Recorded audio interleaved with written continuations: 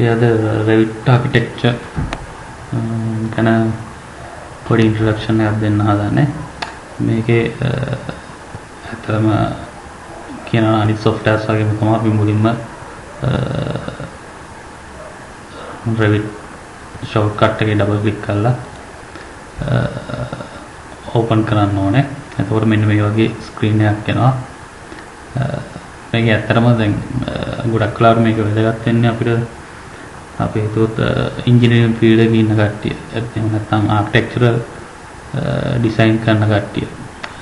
දැන් ගොඩක් කෙනෙක් දන්නේ මේක ඇත්තටම ගෙවල් අඳින software එකක් කියලා. හැබැයි මේක තනිකරම project එකක්. complete project එකක් දුවන්න පුළුවන් තනි machine එකක් ඉස්සරහා ඉඳගෙන complete කරන්න පුළුවන් software එකක්. ඒ කියන්නේ architectural design කරන්න පුළුවන් අපිට. එතකොට structural design, MEP, quantity takeoff එක, project management එක, ඒ වගේ හැම එකක්ම මේ තනි software එක පාවිච්චි කරලා අපිට කරන්න පුළුවන්. මේකේ අපි කතා කරන්න හදන්නේ ඇත්තම මේකේ architectural පැත්ත ගැන. ඒකේදී මෙහෙම software එක ස්ක්‍රීන් එකට ආවට පස්සේ අපිට මේකේ තියෙනවා මෙන්න මේ වගේ projects කියලා කොටසක් තියෙනවා, families කියලා කොටසක් තියෙනවා. ඒකේ අපි ඇත්තටම ගත්තොත් එහෙම templates මෙයා හදලා තියෙනවා අපිට කරන්න ඕන දේවල් එක්ක. මේ project කියන කොටස අපි open කරගත්තොත් ඒකෙදි අපිට පුළුවන් complete project එකක්. ඒ කියන්නේ building එකක් completely හදා ගන්න මේකේ තියෙන templates පාවිච්චි කරලා. ඒ කියන්නේ අපි කිව්වොත් door windows place කරගන්න ඕන නම් අපි පාවිච්චි කරන්න වෙන්නේ මෙයාගේ තියෙන library එකේ තියෙන door windows. අපිට ඒ වගේ sizes adjust කරගන්න පුළුවන්. ඒ වගේ දේවල් කරගෙන completely building එකක් හදන්න පුළුවන්. එතකොට top of surface එක පොළව දාන්න පුළුවන්, ගස් කොළන්, furniture, material apply කරන්න පුළුවන්, lightings දාන්න පුළුවන්. ඒ වගේ completeම කරගන්න පුළුවන් project එක මේ template එක open කරගත්තොත්. හැබැයි අපිට ඕන විදිහට design එකක් කරගන්න බෑ project එක open කරගෙන තියා ගන්නකොට. ඒ කියන්නේ අපිට ඕන design එකකට furniture එකක් හරි door windows හරි මොනවා හරි කරන්න ඕන නම් අපි families හරහා යන්න ඕනේ. ඔන්න ඔය කියන කොටස් දෙක අපිට තියෙනවා Revit එකේදී. ඒකේ අපි අද කතා කරන්න යන්නේ පොඩි ඉන්ට්‍රොඩක්ෂන් එකක් දෙන්න යන්නේ architectural template එකක් open කරගෙන කොහොමද අපි වැඩක් කරන්න හදන්නේ කියන එක. අපි ක්ලික් කරන්න ඕනේ architecture template එකේ. මෙන්න ක්ලික් කරපුවාම එයා අපිට ස්ක්‍රීන් එකක් එනවා. මගදී අපින් අහනවා අපි මොනවද පාවිච්චි කරන units, කියන අඩියන් ගල වලින් යනවාද එහෙම නැත්නම් මිලිමීටර්ස් වලින් යනවාද ඔය කියන කතන්දර ටික අපි මෙයාට දෙන්න ඕනේ. එතකොට එනවා මෙන්න මෙහෙම ස්ක්‍රීන් එකට මේ වගේ එනවා. මේකේ අපිට ඇවිල්ලා තියෙනවා මේ Windows දෙක properties කියලා window එකක් තියෙනවා. මේ පැත්තේ තියෙනවා project browser කියලා window.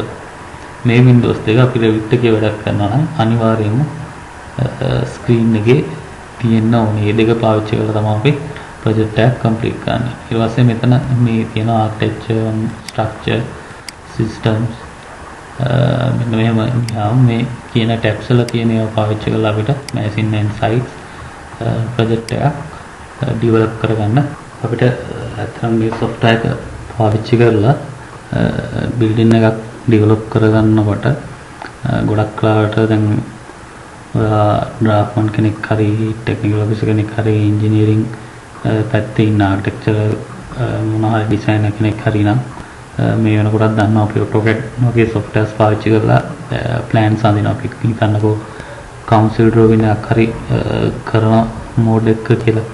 එතකොට අපි ඒ වගේදී හරි manual drawings හරි කරනවා නම් අපි plan එකක් අඳිනකොට අපි හිතුවොත් එහෙම උදාහරණයක් විදිහට තට්ටු දෙකක ගෙදර 2 story building එකක් අපි කරනවා නම් plan එක අපි වෙනම අඳින්න ඕනේ. plan දෙක ground floor එකේ plan එක ඇඳලා ඊට පස්සේ first floor එකේ plan එක ඇඳලා ඒ වගේ එලිවේෂන් ප්‍රොජෙක්ට් කරලා සෙක්ෂන් ප්‍රොජෙක්ට් කරගෙන ඒවා ඩෙවලොප් කරගෙන යන්න ඕනේ. හැබැයි මේ software එක පාවිච්චි කරලා Revit එකේදී අපිට එහෙම කරන්න ඕනේ නැහැ. ඒ කියන්නේ අපි ඇත්තටම හිතුවොත් එහෙම අපි plan එකක් ඇඳලා elevation project කරනවා, section project කරනවා කියන එක අපි drawings ඉගෙන ගන්න කාලෙදී කරන එක හොඳයි. හැබැයි ඇත්තටම අපි project එකක් කරන්න ගියාම ඒකට වැය කරන කාලේ අපරාධ කාලයක් වෙනවා. මේ software එකේදී ඒ කියන දේවල් මෙයා program කරලා තියෙනවා. එයා auto ඒවා generate කරගන්න. ඒකට අපි design කරන්න ඕනේ. අපිට ඕන design එක විතරයි, plan එක විතරයි model කරන්න තියෙන්නේ. මේක එයා අපිට ඕන section line එකක් ගන්නවා, section එක generate කරගන්නවා. ඊට පස්සේ ඒ එකකට එකක් මෙයා link කරලා තියෙන්නේ.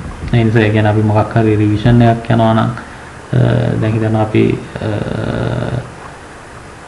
section එකක් අපි බලන් යනකොට section එකේදී අපි හිතනොත් එහෙම sill height එක window එක ජනේලක තියෙන පොළොවේ ඉඳන් තියෙන උස වෙනස් කරන්න හිතනොත් අපි section එකේදී ඒක වෙනස් කරනකොට මෙයා ඒක හැම එකෙම වෙනස් කරගන්නවා. ඒ කියන්නේ elevation එකෙත් හදා ගන්නවා,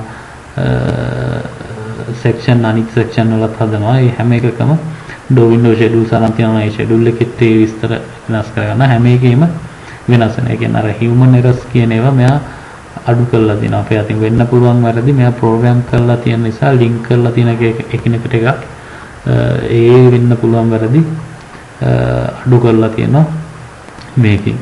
මේකෙන් ඇත්තටම අපි plan එකක් ගන්නකොට මෙයා කරන්නේ ඒක 3D model එකක්. ඒ කියන්නේ building එකක් අපි තියෙන realistic mode එකේ තියෙන building එකක්ම තමයි හදන්නේ.